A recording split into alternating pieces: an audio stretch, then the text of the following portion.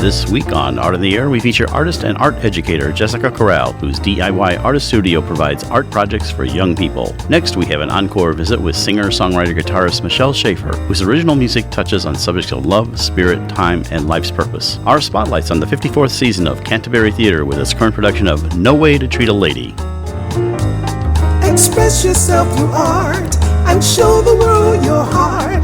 Express yourself through art and show the world your heart. You're in the know with Esther and Larry. Art on the air today. Stay in the know with Larry and Esther. Art on the air our way. Express yourself through art and show the world your heart. Express yourself through art and show the world your heart. Welcome. You're listening to Art on the Air on Lakeshore Public Radio, 89.1 FM and WVLP 103.1 FM, our weekly program covering the arts and arts events throughout Northwest Indiana and beyond. I'm Larry Breckner of New Perspectives Photography, right alongside here with Esther Golden of The Nest in Michigan City. Aloha, everyone.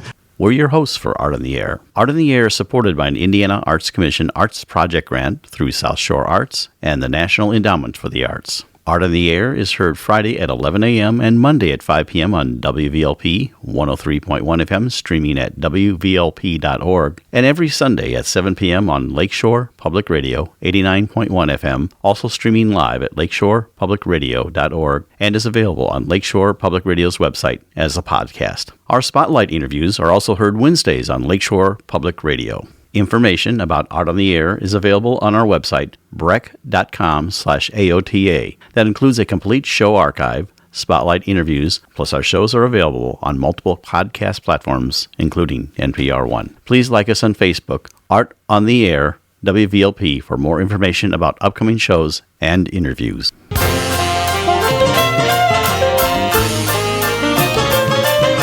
To welcome to Art on the Air Spotlight. We've had them on before with their great shows, and they have another summer theater coming up calling No Way to Treat a Lady. It's going to be running July 20th through the 30th, and we're privileged to have at the Canterbury Theatre, by the way, in Michigan City. We have Ray Scott Crawford, who is the artistic director, the associate artistic director, David Graham, and the director, Laurie Labor, and we're going to talk about the show. Welcome to Art on the Air Spotlight. Welcome, everyone. Aloha. Well, thank you. Hey, Great to be here. Thanks for having us. Well, I think we'll first ask either Ray Scott or David how you chose the show briefly, and then we'll ask Laurie about what the show's about. I'll let David tell you about choosing the show. He's instrumental in that. Okay, well, I tear up a bunch of names and put them in a hat. No, what happened when we choose shows? It's a very Ray Scott and I. It's a very thoughtful process, and we have to take into account, our piece of material, its artistic and commercial appeal, as well as whether or not we have the budget, the facility to handle it, whether or not our audiences we feel might like it or not. And so we stumbled on this. Actually, we've been looking at it for a few years and thought it would be sounded like a really interesting show that would really fit in with the kind of things that we do.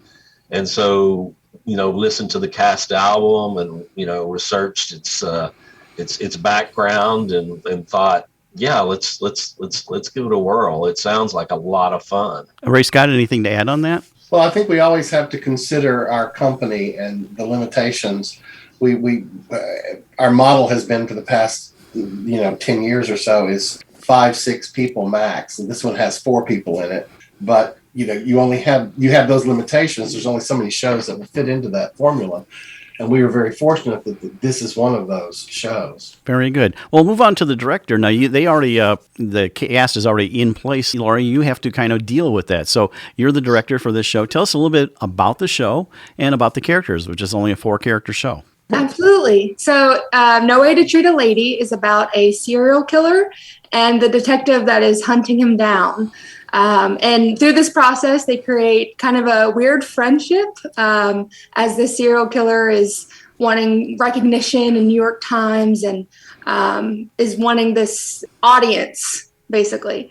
And within the show, there are several characters that are murder victims. There's also the detective's mother, the serial killer's mother, who is a ghost, And the serial killer is a theater artist. So every time he commits a murder, there's new accents and whole new mannerisms that I think are going to be really fun. I'm really excited to work on those. And yeah, it's 1970s summer, New York City. So that's the period. And the show, I think, was debuted off Broadway in like the 1990s, if I remember correctly, and everything. Now, you obviously you work with a music director and everything. Tell us your process. Do they learn the music and then you work with how you're going to stage it with the music? Or tell us about that whole process. Yeah, so the rehearsal process is only about 2 weeks, and that's the same for the whole summer. Every show has about 2 weeks to rehearse. So some rehearsals are purely for acting, some are purely for music, and we just kind of flip-flop and adjust as needed to make sure that our show is going to be show ready in those 2 weeks. Wow. Yeah, that's something. And it's intense. Because you have 4 people, but you have multiple characters. I mean, it's like a separate person for each of those characters, but it's just one person. And on top of that, the actors are doing another show at night for a lot of the days of rehearsal. So they're rehearsing all day and then performing an entirely different show that they have to still keep in their mind. It's definitely an intense process. Yeah. Well, welcome to repertory theater. That's what it's all about. You're doing one and everything like that. Hannah is involved with the show, too. She is a stage manager and wears actually multiple hats. As you're coming up in this, how easy is that for you to do? Stage managing is a really tough thing. But tell us about how it's going, Hannah. So it's honestly been I think, maybe at other places it could have been much more difficult to, have, 2 or 3 hats to wear. But I've been really fortunate that it's not been too difficult for me to stage manage and still have to worry about props for shows, and then also now take on responsibilities as assistant company manager, especially because with the tech crew that we do have around and the actors that might have other tech responsibilities, that there are always people willing to help. Our stage manager for the other shows, anytime I needed a prop for the show I was stage managing that I couldn't run and get, they were always right there to go run down and grab it for me, help out. It's been a good process to learn how to juggle important responsibilities all at once. Very good. Well, real quick, and I'm going to beat this back to Ray Scott or David. This is your closer for the season. Are you starting to look for what's coming up next season? Do you have any thoughts on that? Well, I want to say that it's our final resident company show for the season, but we actually have one more. It's Sylvia. Right. And that is a comedy that is the 5th show of our summer. And I bring that up from Bossier Parish Community College. We won't talk about next year's shows for a little while yet. We'll take a breather and then worry about that, in the fall, probably. Very good. Well, one of you want to pick up, we're about ready to wrap it up here. Give us the show, times, dates, everything like that, how to contact you, everything, so we can get that for our audience to get them out. This is, by the way, your opening night when this is airing, so break a leg. Thank you. No Way to Treat a Lady is playing at the Canterbury Summer Theatre, located at 807 Franklin. Our phone number is 219-874-4269. You can look for us online at canterburytheatre.org or find us on the Facebook at Canterbury Summer Theatre. I think those are all if you have any questions, you can email us at info@canterburytheatre.org. Well, we'd like to thank you all for being on Art of the Year Spotlight Canterbury Theatre and their upcoming production that's opening tonight, No Way to Treat a Lady. Thank you so much for coming on Art of the Year Spotlight. Thank you. Thank you. Every major paper is in my favor. There is victory to savor, if only for the Times. There it lies across the floor. Here I sit, afraid to move, since they buried me last week on page 11. They ignore me every time, so I know the outlook's bleak. You're listening to Art on the Air, WVLP 103.1 FM, and on Lakeshore Public Radio 89.1 FM. We would like to welcome Jessica Corral to Art on the Air. Jessica has been involved in the arts since childhood. Her career in the arts started with her own graphic and web design business called Jade and Raspberry Design. A change in direction led her to become an art educator. She is also very active in the greater arts community. Thank you, Jessica, for joining Larry and I on Art on the Air. Aloha, welcome. Hello, hello. So, Jessica, tell us a little bit about yourself. We always like to know the background of our guests. I always like to say, how you got from where you were to where you are now. So tell us all about yourself. I was born and raised in Dyer, went to Lake Central High School. I was born as a twin into the world, so there's actually two of me. Wow. One lives in California. We're definitely different, though. I mean, we gravitated to be very close when we were younger, obviously, but went in different directions. And I definitely took on more of the art-related kind of direction. Ended up going to IU together and went ahead and studied. Personally, I went to go study music production and ended up going into the wrong class, quote unquote wrong class, and ended up doing studio production and became kind of in the director field and script writing. And then I also minored in graphic design. So that's really what led the passion for digital creations and video production and the like. And so from that point, Jessica, what did your twin go into? She went into more medical profession. She's like a heart mapper with St. Jude. So she does like electropulmonary. She's a rehab specialist that works with PAs. So totally different direction compared to me. But we're both amazing writers and very good with creative projects and events. And we actually help with the community in a lot of events.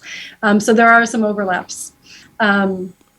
But yeah, I mean, I came out of IU and had two children really early on. And so developed my own design company, which I haven't heard that name in quite a while. Jade and Raspberry Designs was actually inspired by the names of my kids, as well as my two favorite colors. And so it was just very interesting. That was really what I developed. I had for about 8 to 10 years. When the recession hit, it kind of changed the game and the direction of what I was doing. So at that point, switched over into education, went and got my master's in education in the arts, and became an art teacher here in Valpo for the last 12 years. So yeah, definitely a shift. And you were at Portage for a while too, weren't you? I actually started in Portage with my mentorship and student teaching and stayed there for about 2 years before I switched over to Valpo. Do you teach elementary school or middle school? Elementary, so K through 5 has been my sweet spot. Although I can teach all the way upwards to high schoolers, but I just have always, I don't know, I just really like, I really like the youth and their excitement of learning how to do things out of nothing, being shown that they can have incredible new things that they can learn each day. And that to me, just the youth in that and the beautiful innocence of that feels really good to be able to teach them. So it's just, that's my audience that I've tapped into. If you've listened to our show before, Jessica was on when we were doing our special about teachers during COVID and how they dealt with it. So Jessica has been with us before talking about some of the challenges of that, and maybe just refresh us how teaching under COVID was kind of a real challenge. All of a sudden you don't have kids in class. No, but it was also the real inspiration also or propellant for what you're doing now as well. So it definitely had an impact. There were challenges with it, but there were also some things that were gleaned from it that were really productive, to be quite honest. There was a new way of addressing the arts digitally and maybe a Zoom format that you wouldn't normally address your class in, and that allowed us to grow in different ways of reaching kids, especially when they're at home or don't have the materials and all of those challenges. Also, it helped expanded my business, which I've been in education for quite a while, but started developing DIY art studio around 2018.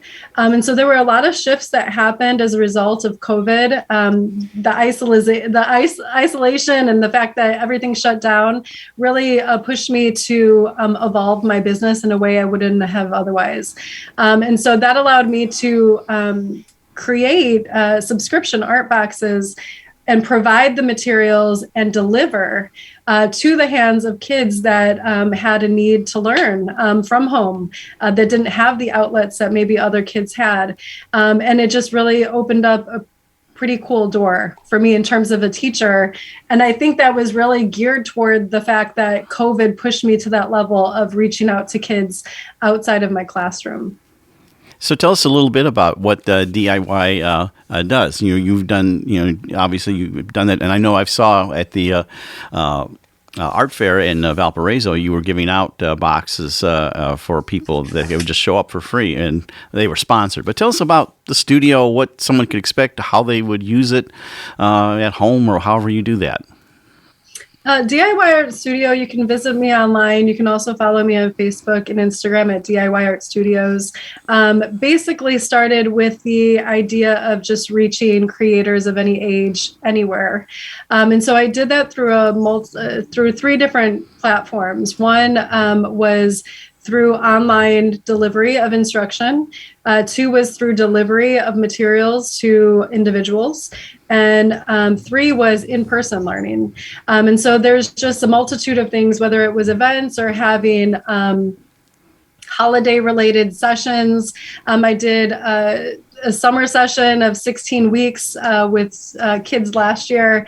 And then that's kind of shifted over into the delivery service that we had talked about. So delivery ended up being where I'm drawing in all of my subscribers on a quarterly basis and delivering, seasonal information packets. So they would receive 3 projects within each of their DIY art boxes, right? And all of those 3 projects would have all the materials they need and the access to the online tutorials, which were created by me.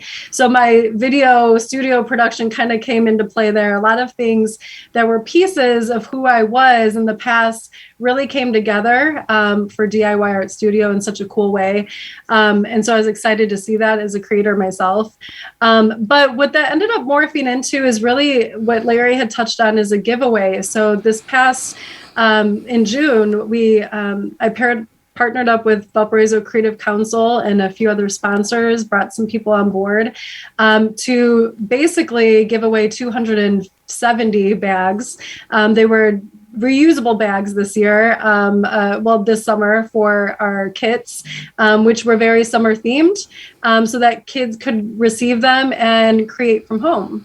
And that was initiated back in December. I did a giveaway to about 100 kids who were low income, and they received Christmas gifts. So I had a beautiful sponsor come in during that time to give away DIY Art Studio boxes during Christmas. So now that's 2 giveaways that I've done, and I really like the way that it feels. I love the ability to give to kids that maybe wouldn't otherwise receive, maybe wouldn't otherwise be reached.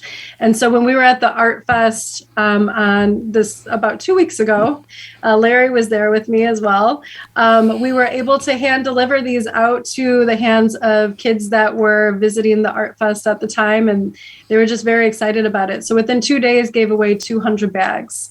There's been a little bit of a shift in the way that I orchestrate and kind of outreach to my audience. Yeah, thanks to those community sponsors. We really appreciate them.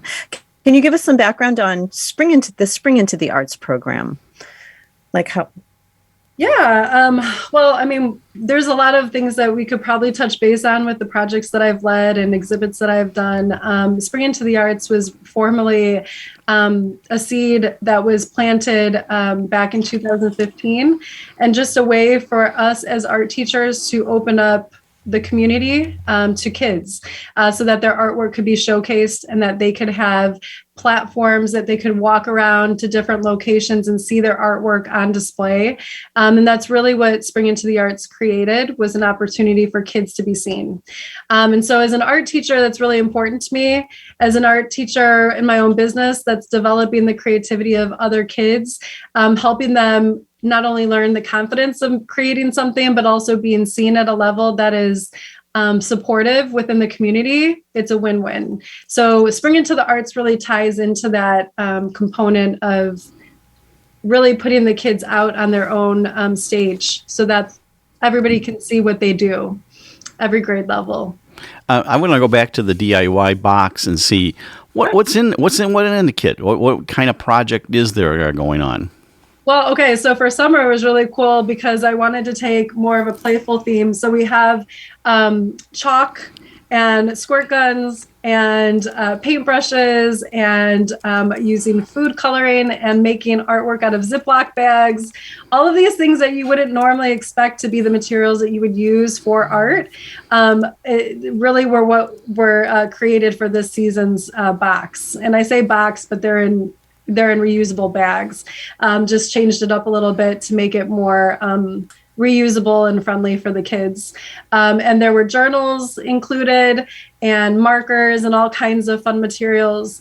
Normally in a box, you would get anywhere between maybe 3 to 4 materials plus paper, to make sure that they have what they need. In this particular outreach, we had over 15 items within each of the bags, and all of them were summer related. And so it was really a fun way for kids to just maybe unexpectedly use materials from around the house that they wouldn't normally gravitate to. So they're learning how to make art out of Ziploc bags, which you probably wonder, how is that possible? What do you do there? But that's the fun part of diving into a box, is that you get to be shown that. Do you have you're so busy with teaching and doing this, do you have anything for your own art practice? What do you do besides that? Do you have time for that? Yeah. Larry, I make time for art all the time. Good. Well, tell us about what you do. Yeah, so I've had 2 personal art exhibits already in the last, I would say, 3 years. In 2018 was my first personal art exhibit, and that was at Blackbird Cafe. Daniel's a really great supporter of artists, and I was one that was able to hang on their walls for quite a while. Really sold out all of my pieces, and even worked with my church on individual projects that they wanted made for the walls, with all of their constituents and kids creating artwork for their church. And then I had a second exhibit, I'm like, what year was that? 2021. So it was last October.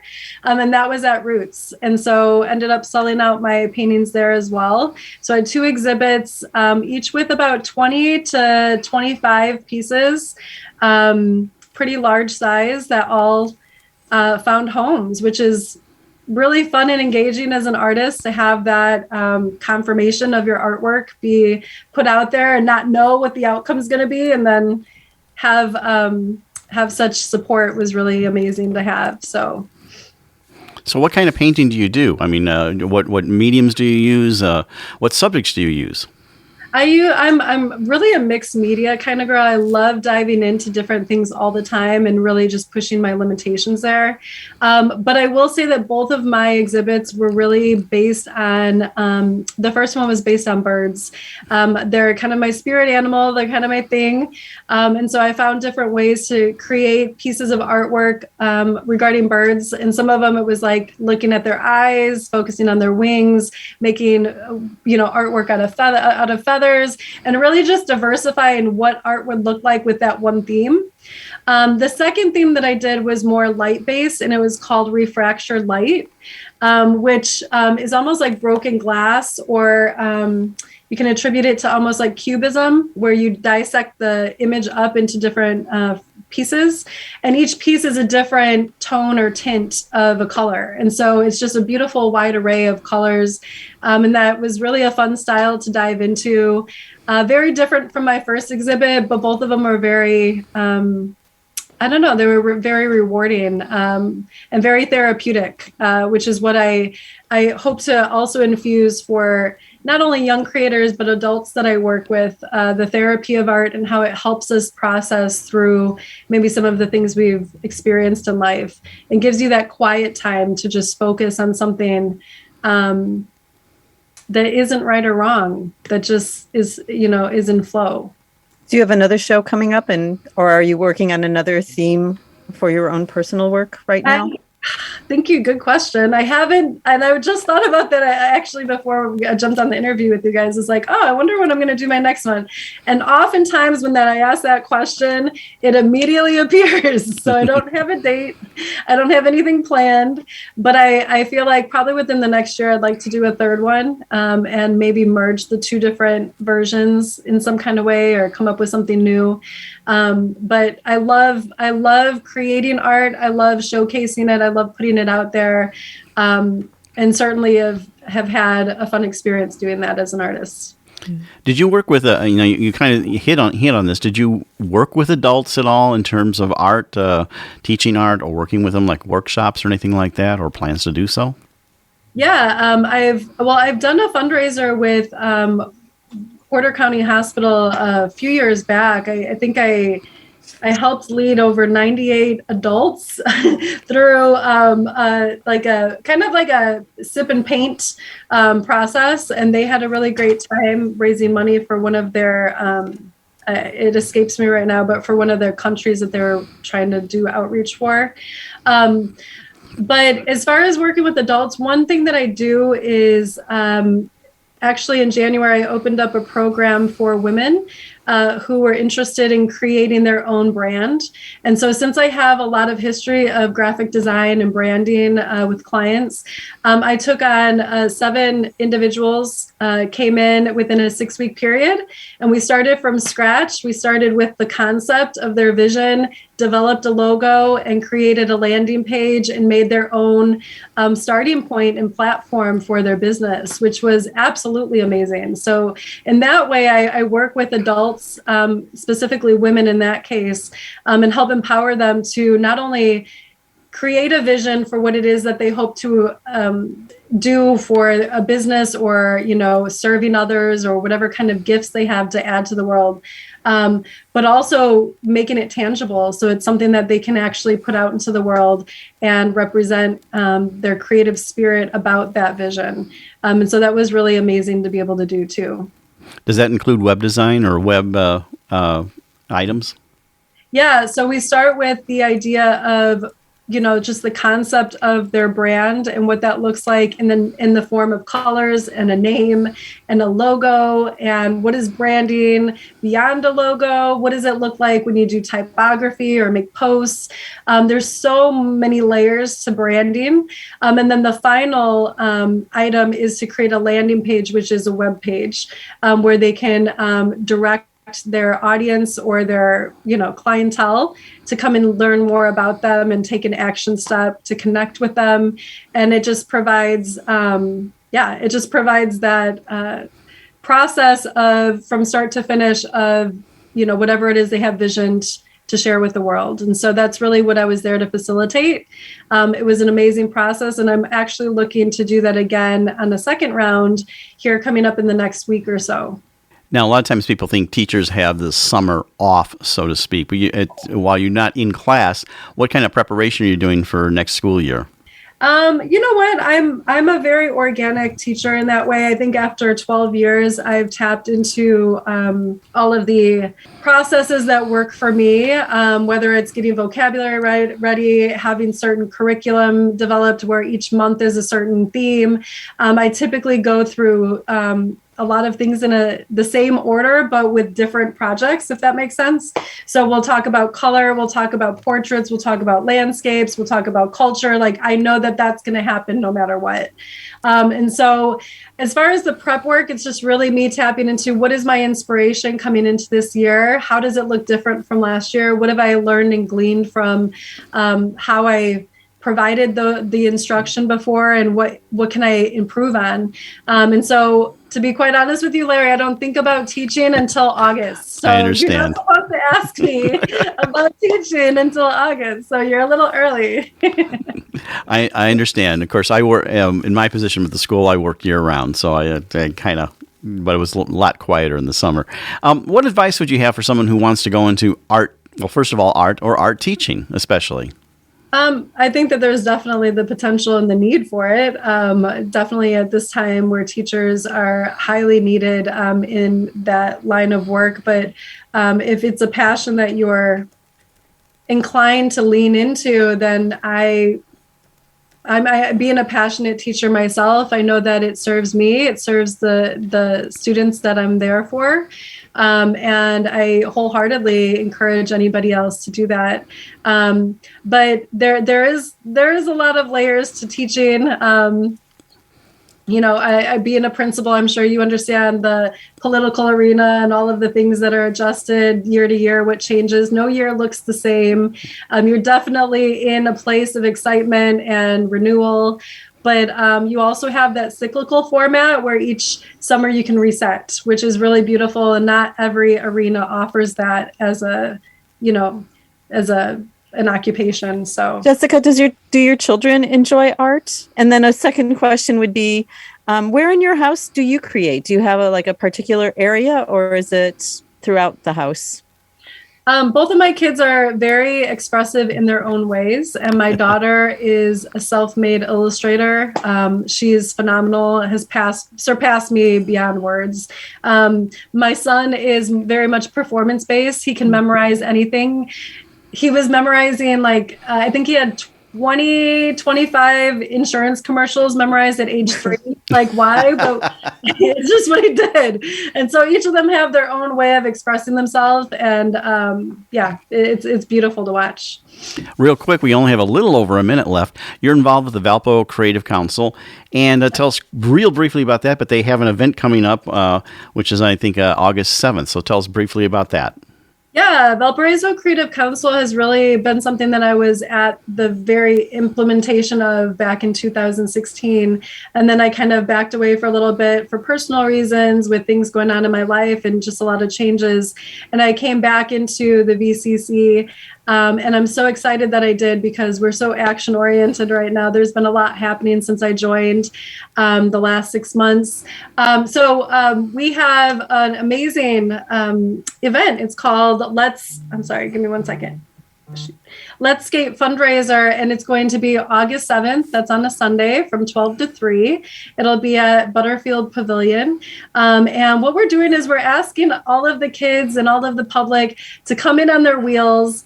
So we're kind of avoiding driving in a car, but you can if you want to. It's just we're looking to really get and build the excitement of the skate park. So a lot of the proceeds that we're going to be raising will be going towards artwork for the skate park. And that just helps us be another bridge. And that's really what Valparaiso Creative Council does, is we identify what's a need within our community. We try to solidify some artists to create that for our community. And then we really pull everything up together so that we can be, a tangible presence of art within Valpo. And so that's really what it is. If anybody would like to go, they can always follow Valparaiso Creative Council on Facebook at Valpo Creates. Okay, well, we appreciate you coming on Art in the Air, telling us all about Jessica Corral. You can also find out about her at the DIYartstudio.com. Also, I think on Facebook and everything. Thank you so much for being on Art on the Air. Thank you, Jessica. Thank you, Larry. Thank you, both of you for having me on. You're listening to Art on the Air, WVLP 103.1 FM, and on Lakeshore Public Radio 89.1 FM.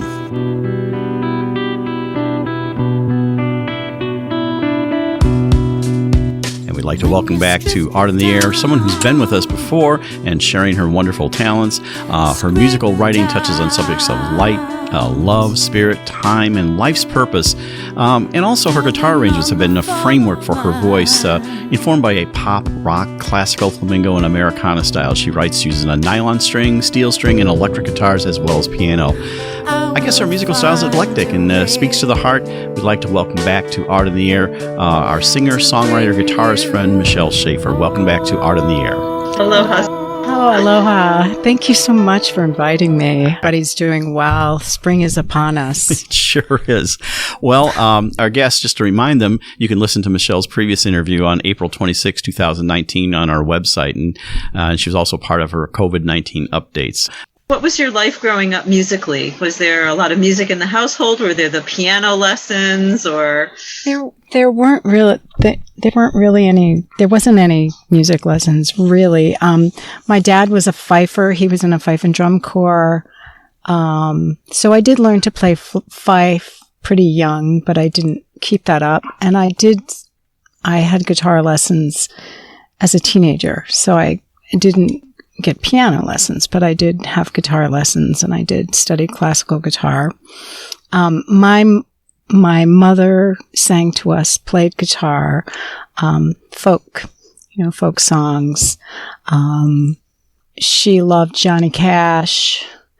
We had lots of Peter, Paul and Mary records, classical records. I personally love the Beatles from the get-go, from very small. Some of my earliest radio memories were hearing Happy Just to Dance with You and Please Please Me, and my dad would pick up the guitar, and he would pretend, he would write silly songs on the guitar. He would sing this silly song, go to C, go to C, go to G, and back to C. And let's see. And I always loved to sing, and What about writing? In like high school, were you writing poetry? Yes, I was writing poetry. I wrote my first song at 16, 17, maybe 17.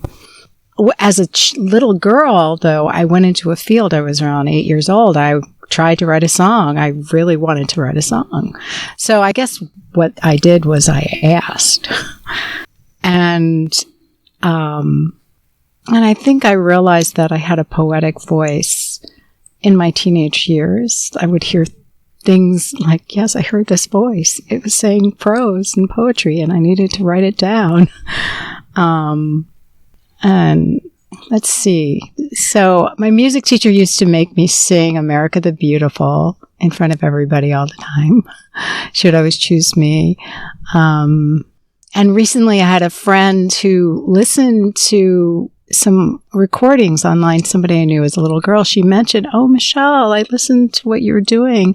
You always loved your voice when we were growing up." And I was very, very touched by that. No, it's so sweet. Laura Richards. Thank you, Laura. So when did that transition into I want to do music and I want to create a body of music, like your first CD? Well, my first CD didn't actually happen until 1999. I was writing through those years. I got married in 92, and I had never stopped writing. I just was distracted by creating a business with my husband that we were making money. We have an art business. And so my music kind of got swept to the side. And then I did do this recording, and then I had a child. That's a big project. It was lovely. It's been a great project. And then in 2013, so my neighbor, Kathleen Lombardo, was a dear friend, and I call her my spiritual mother, my creative mother. And she always encouraged my writing. I would take her songs, I would take her poetry, and she would just push to get it better, and rewrites, and just to continue. The support was incredible from her. And she died in 2013 in August, suddenly, a very quick illness.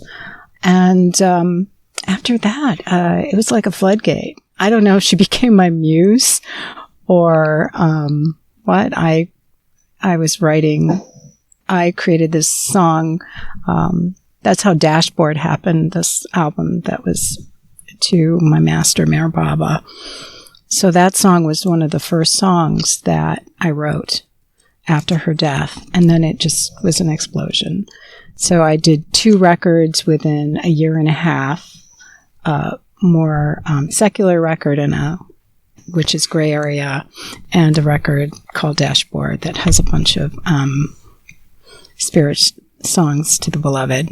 Well, you have a new thing you've been working that's inspired, new album that you've worked on that's been inspired by COVID. And we want to hear a cut from the first one. It's called, I believe, Stranger. So tell us a little bit about that, and we'll take a quick listen to just part of that. We don't want to release the whole songs because they haven't been released yet. So tell us a little about it. Well, it was just, I started it on Songs are happenings. And it kind of has that James Bond kind of riff thing going in it. And, the bridge or the chorus is about where we've been, where are you going? All can change in a flash in time. You've seen beyond. You got a glimmer of knowing. How it is we walk this thin line. I mean, everything can change in an instant. So that song kind of happened, and one of the things that the guitars and the vocals I recorded here in this room that I'm sitting in, and then I took it to my guy Brian Leach, and he did all the mixing and added additional instruments. So all the oohs, I arranged those. It is kind of like a 1930s Esther Williams film, this kind of sound. It was very exciting, very exciting. And so one of the things that happened during COVID, I was turning myself into a choir in my studio. And the joys of your home studio that your lovely husband built for you. So I have the opportunity to play around and just do whatever I feel like today when I don't have to work, let me try this, let me try that. So more and more, some of the production or the direction of the music is what I've been doing here in my space, rather than going to a studio and Brian, which he's great. I love working with him, being the driving force of what happens on the record, which is kind of what happened on Gray Area, less for Love Forever, but we're ending up producing together more. And this record in particular, or this CD or album, is really driven by a fusion of acoustic elements, orchestral, merged with a classical element that is a little different. Let's take a quick listen to Stranger off the Scattered Light album coming out this summer in 2021.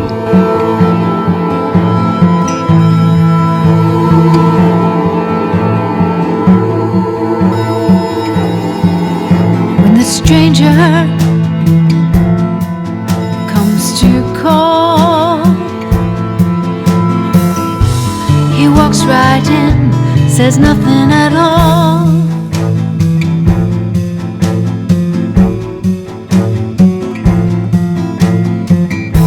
You take a sip of the offering, finest vintage rare and altering.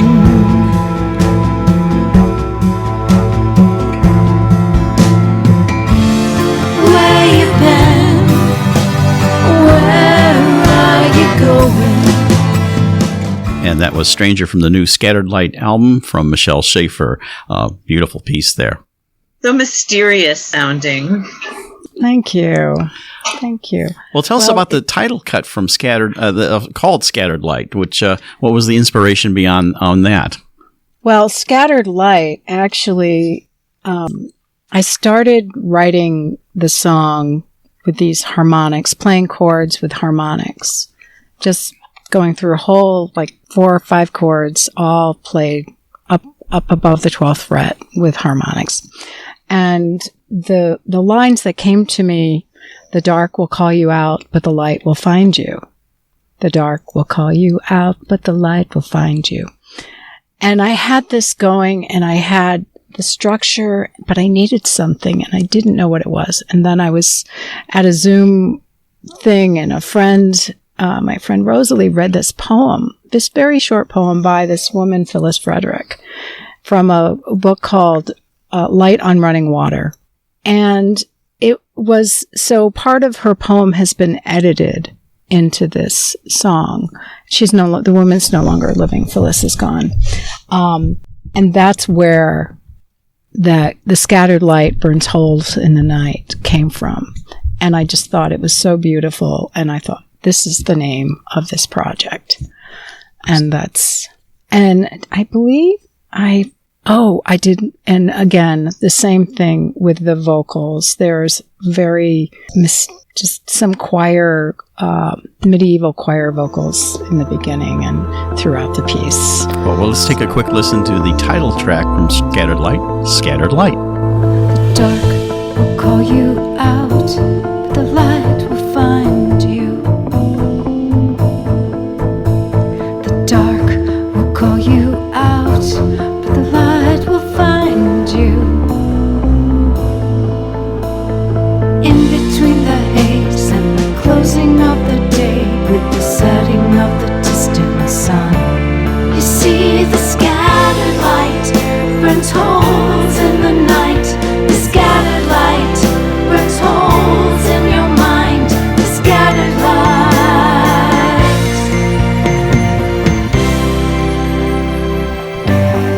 Now you finally know the stars.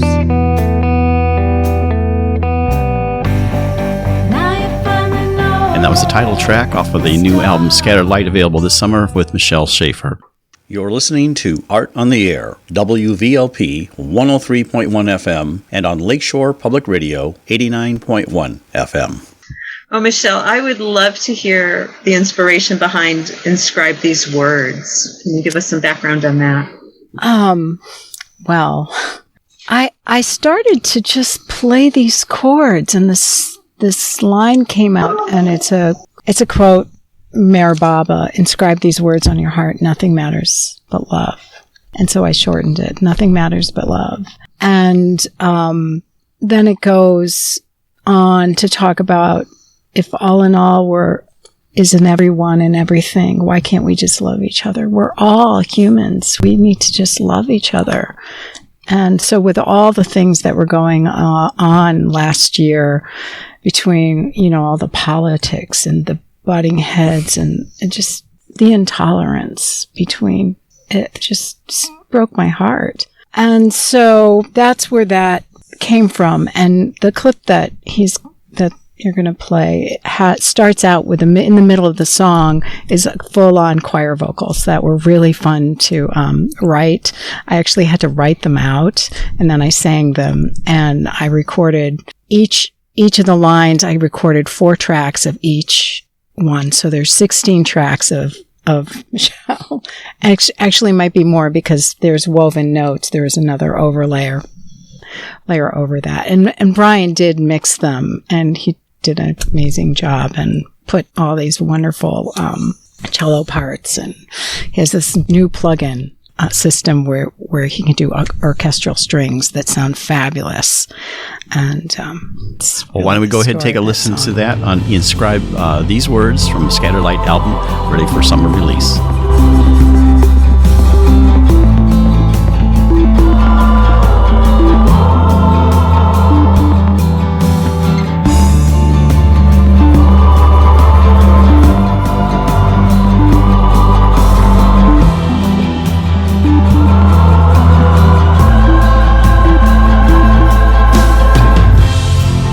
Inscribe these words.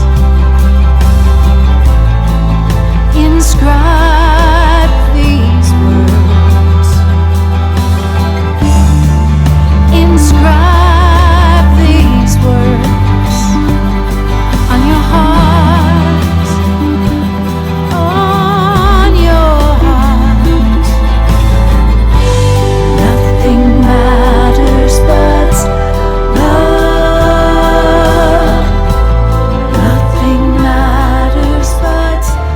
That was Inscribe These Words from the Scattered Light album, Michelle Shafer. Being a recording engineer back in the tape days, I love the layering of the vocals and everything you talked about. Just so complex in that piece. And of course, that's coming out this summer.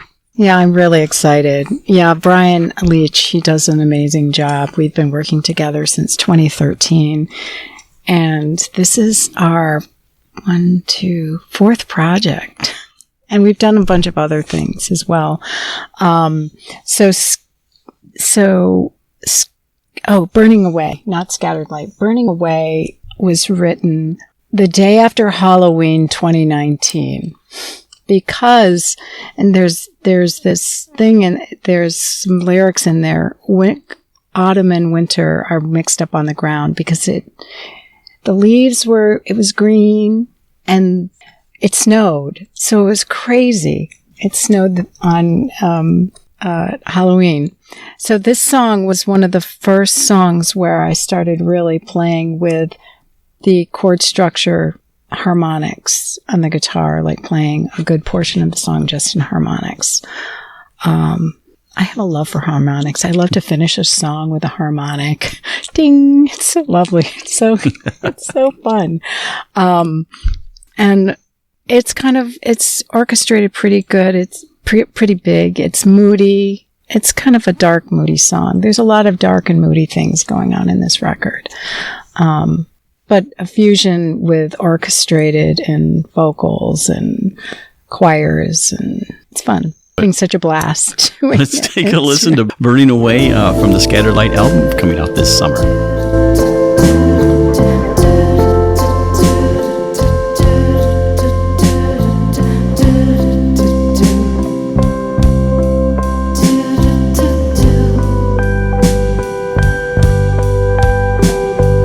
Winter came early, overlapped the fall. The leaves on the trees barely changed color at all. Now autumn and winter are mixed up on the ground. You opened your heart and your feelings escaped. Sound the alarm, your soul's burning away.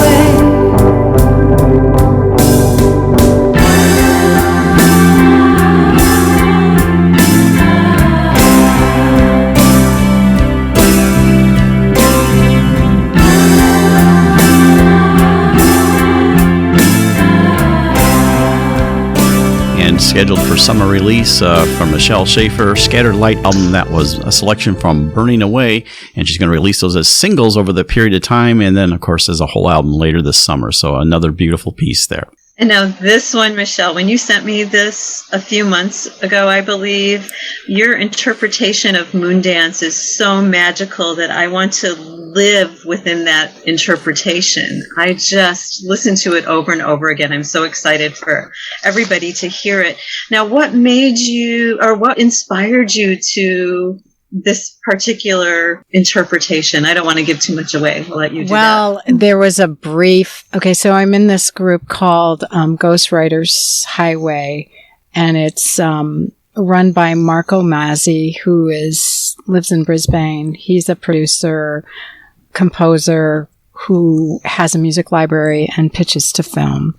And he had a call for a dark and moody version of Moondance, and he couldn't believe it could be done, actually. And I did another one. I did a different song, Heaven is a Place on Earth, by Belinda Carlisle, but we're talking about Moondance. And I was like, oh, I could do that. So I took my guitar and I just did very simple chords. In pop right now, from what I understand, they're doing just the root and the third for chords. And so I simplified it. And all I did was the root and the third. And I took my hollow body and played it really slow and made it really dark. Oh, so beautiful. And I sang it in here. And then so there's a different version out. You're just going to hear the guitar in my voice that Brian mixed, but we do have another version, and Marco Mazzi took it and he made it really dark.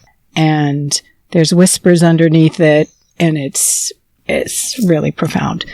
And I'm doing George Harrison, Isn't It a Pity, right now. I've got that in the works. I did a demo of it, and I just need to record it. I just haven't had time. That's another, but it's going to be the same slowed down, simplified guitar part. Very atmospheric. Gorgeous. Using that dark, whispery voice. Well, let's take a listen. This is Moondance from the Scattered Light album, summer release, Michelle Shafer. And all the nights magic seem to whisper and hush and all the soft moonlight seems to shine in your blush. Can I just have one more moon dance with you,